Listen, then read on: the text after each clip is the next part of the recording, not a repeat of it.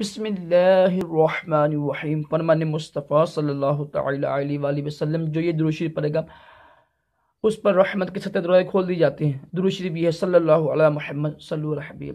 مسکرانا عظیم سنت مبارک راشد عطاری خوابوں کی تعبیر لے کے پیش خدمت ہے۔ آج انشاءاللہ ہم سورۃ حجر یا حجر کی تعبیر سنیں گے۔ حضرت ابن سریر رحمۃ اللہ تعالیٰ نے فرمایا کہ خواب میں دیکھے نا کہ سورۃ ہجر، ویسے صحیح لفظ حجر ہے، سورۃ حجر پڑھتا ہے۔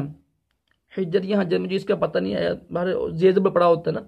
دلیل ہے کہ حق تعالیٰ کے نزدیک اچھا ہوگا، پسندیدہ ہوگا، ٹھیک ہے۔ حضرت ابراہیم کلمانی رحمہ اللہ فرمایا کہ جو خواب میں دیکھے نا کہ سورۃ حجر پڑھتا ہے تو اس کی ہر ایک امید پوری ہوگی۔ حضرت جعفر صادق رحمۃ اللہ فرمایا کہ حق تعالیٰ اس کو علم عنایت کرے گا اور اس کی حاجت بڑے یعنی پوری ہوگی۔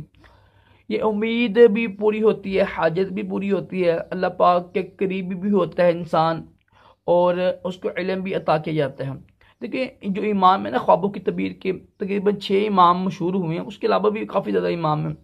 تو یہ حضرت ابراہیم کلمانی رحمۃ اللہ، جعفر صادق رحمۃ اللہ اور ابن سریر یہ مشہور یعنی امام ہیں، اس لیے ان کی تعبیر میں بیان کرتا ہوں۔